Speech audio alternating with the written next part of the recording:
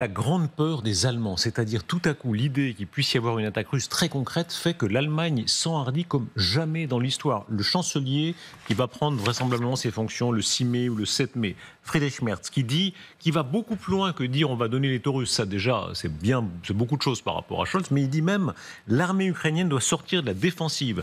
Elle doit pouvoir détruire la liaison terrestre entre la Russie et la Crimée. Poutine doit comprendre que cette guerre est pour lui sans issue.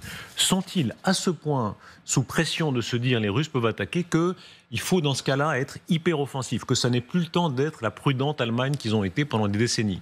Oui, ils sont beaucoup plus fragiles que la France. D'abord parce que la France a la bombe nucléaire comme protection, ce que n'a pas l'Allemagne, mais aussi parce que l'Allemagne, en fait, a perdu les trois piliers de sa force et de sa puissance se sont écroulés de manière quasi concomitante. Sa dépendance à l'énergie avec la Russie, sa dépendance aux automobiles avec la Chine et sa dépendance à la sécurité avec les États-Unis. Donc en fait, tous les choix stratégiques de l'Allemagne se sont avérés totalement désastreux et ils sont tous en fait retombés comme un soufflet. Donc l'Allemagne se sent un peu nue. Mais là, ça va plus loin. C'est une peur quasi militaire. On comprend bien que c'est pas une peur géopolitique un peu vague. C'est une armée c'est une armée pacifiste en plus.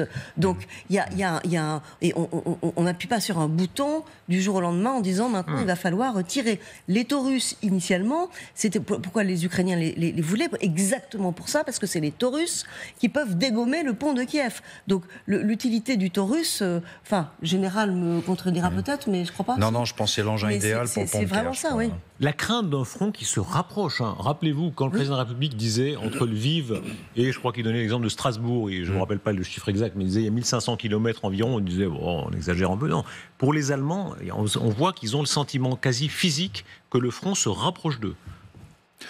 Oui, sûrement. Et ils ont une armée qui est vraiment à reconstruire. Ils ont 10 ans de retard sur nous pour reconstruire leur armée. Alors, ils sont en train de le faire, soit dit en passant. Ils y mettent des moyens.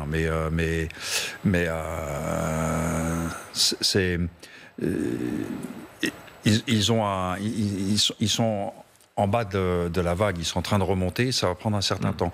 Moyennant quoi, on a parlé là de scénarios d'attaque directe, etc., etc. Depuis le début, moi, je n'y crois pas. Voilà, une attaque directe russe.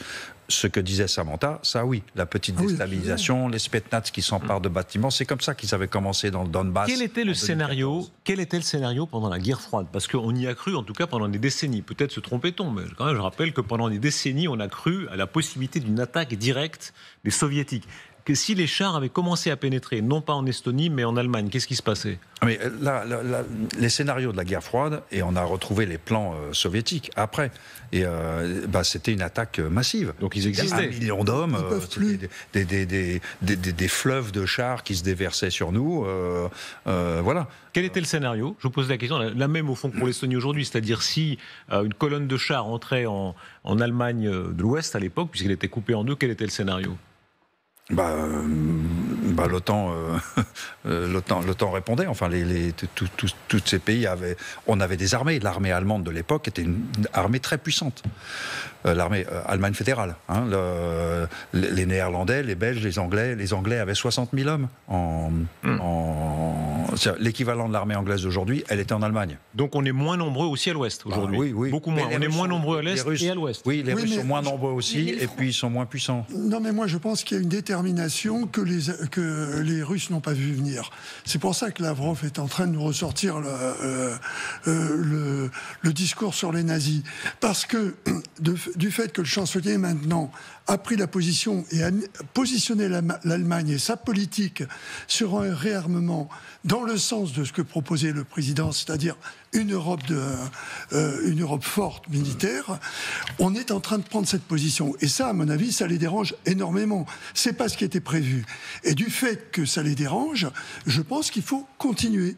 Et par rapport à la question que vous posiez, ils n'ont plus les moyens terrestre dans un combat de type classique, et je parle sous le contrôle du général qui a été comme moi dans l'arme blindée, mais moi j'étais juste un pilote de char, lui il connaît ça beaucoup mieux que moi. Ils ont tellement perdu de moyens face à l'Ukraine qu'il ne pourrait pas refaire ce coup-là.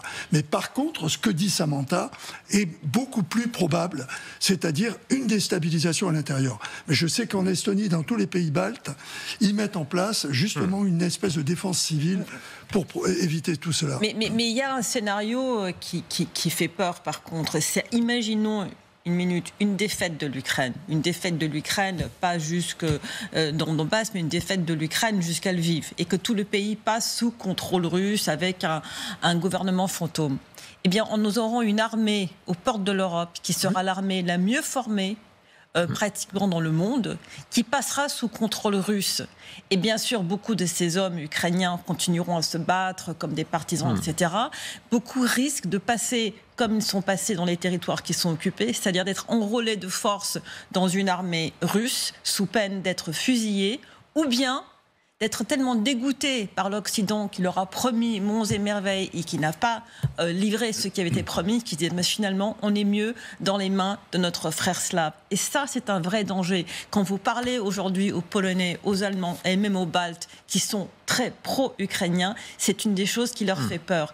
De l'autre côté de la médaille, une chose qui se dit, c'est qu'on aura peut-être besoin, si l'Ukraine est victorieuse, d'avoir des troupes ukrainiennes dans nos pays pour nous protéger contre une éventuelle Russie qui, une fois les combats seront terminés, pourra se réarmer et viser plus loin. La peur de l'incertitude. Moi, j'ai été toujours frappé dans les récits de nonagénaires, quand dans les dernières années, des gens comme d'Ormesson, comme Badinter, qui disaient on vivait dans l'idée que l'armée française était la plus forte du monde, en tout cas la plus forte d'Europe, que c'était impossible qu'elle s'écroule en 1940. En tout cas, que l'écroulement comme ça, si rapide, c'était inimaginable.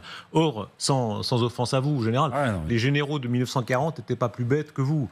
Et ils se sont trompés. Voilà, ils se sont trompés quand même. Voilà. Est-ce que le degré d'incertitude existe aussi aujourd'hui ?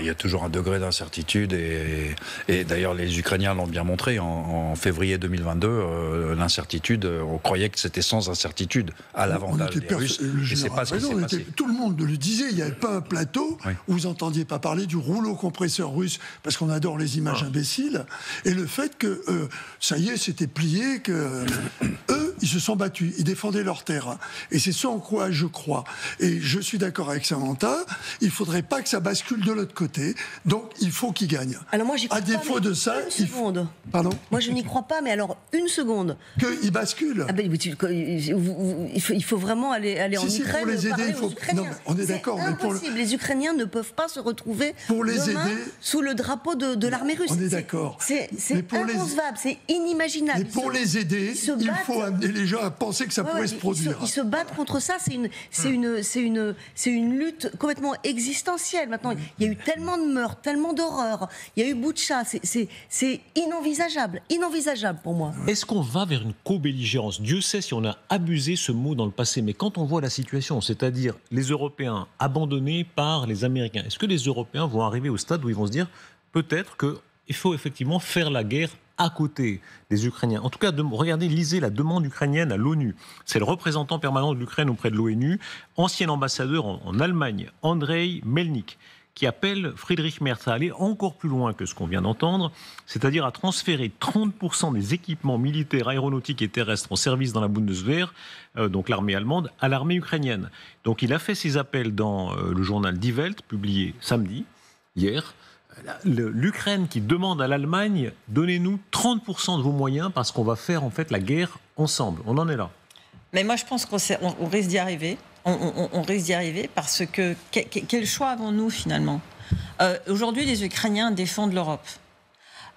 Soit on les regarde mourir avec tous les risques que ça implique. Et je suis d'accord avec vous, Isabelle, que les Ukrainiens vont se battre, mais moi, je passe aussi pas mal de temps là-bas, je parle à beaucoup de gens. Il y a une peur que chez certaines personnes, cette espèce de lassitude, combinée avec une invasion russe qui les obligerait à s'enrôler dans une armée, puisse créer des poches très mais les Russes sont totalement incapables d'envahir l'Ukraine aujourd'hui. Et donc, aujourd'hui, oui.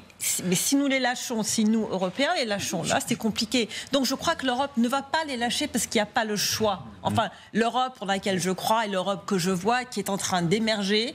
Et peut-être qu'aussi je prends mes rêves pour des réalités, mais je vois une Europe qui est en train d'émerger, qui ne lâchera pas l'Ukraine. Et forcément, à un moment donné, on risque de se retrouver à ses côtés, en face de la Russie. Et on aurait dû le faire il y a 2 ans, je vous coupe, parce que Samantha a tout à fait raison. On a reculé à chaque fois pour donner les moyens à l'Ukraine. On ne l'aurait pas fait, on n'en serait pas là. On voit ce que donne la pusillanimité, en croyant que en face, le discours qui tenait, si vous franchissez ce pas, vous allez voir ce que vous allez voir. On ne l'a pas fait.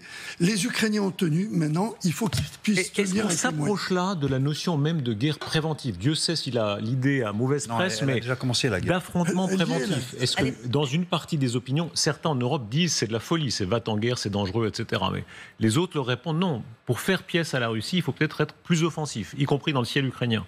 Mais ce n'est pas une guerre préventive. La Russie nous fait la guerre. Alors la guerre, elle est kinétique, enfin elle est physique en Ukraine, mais sur le reste de l'Europe, elle nous fait la guerre. Elle nous fait une guerre via la désinformation, elle nous fait une guerre via le sabotage, elle nous fait une guerre quand elle tue ses opposants sur les territoires européens, et j'inclus le Royaume-Uni dans un territoire européen, en utilisant des armes chimiques et des armes radiologiques. Elle nous fait la guerre depuis 10 ans. Elle nous fait une guerre idéologique avec comme but d'affaiblir et de faire s'effondrer nos sociétés et d'affaiblir l'Union européenne. Donc non, aujourd'hui, il n'y a pas des chars, mais les dégâts, je peux vous dire, ils peuvent être très très grands sans les chars.